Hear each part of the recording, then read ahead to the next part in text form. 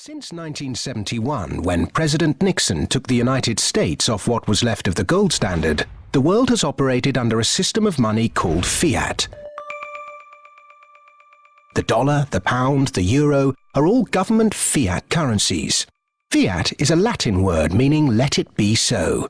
It is the law that this government currency be money. Indeed, without that legal enforcement, and the fact that we must pay taxes in this money, that dollar bill or that computer digit that represents a dollar would be pretty much meaningless. Only the government has the power to issue fiat money, but banks can create it through lending.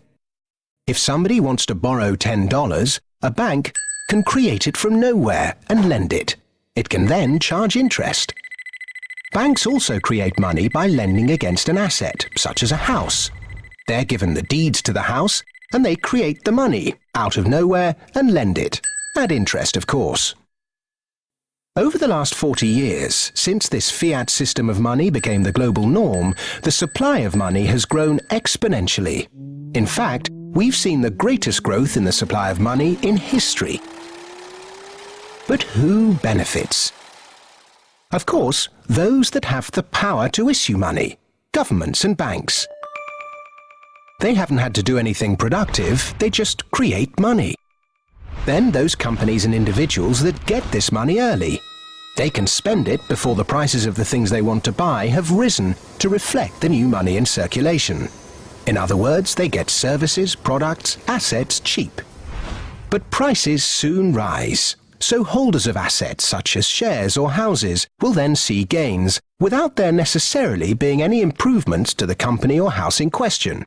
Often, this can lead to speculative bubbles. Who gets this money early? However money is created, be it through lending, fractional reserve banking, financial bailouts, or old-fashioned money printing, banks are always at or near the top of the money-issuing pyramid.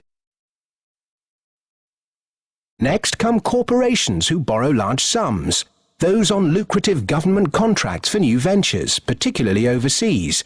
Banks' associate companies and partners. Those that borrow early and at low rates. And the bank's senior employees. They all quickly get their share of the pie.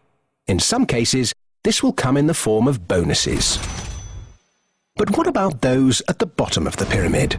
Those on fixed wages or incomes? Those who live in remote areas? Or those with savings? By the time this newly created money has filtered down to them, the prices of the things they want to buy have increased. Their savings buy them less, however, and their wages remain largely unchanged. In some cases, they have to take on debt just to be able to afford the things they were previously able to buy, which means they have to go back to the banks. In reality, this process of creating money only redistributes wealth from the bottom to the top of the pyramid, and thus that ever-increasing gulf between rich and poor gets bigger and bigger and bigger.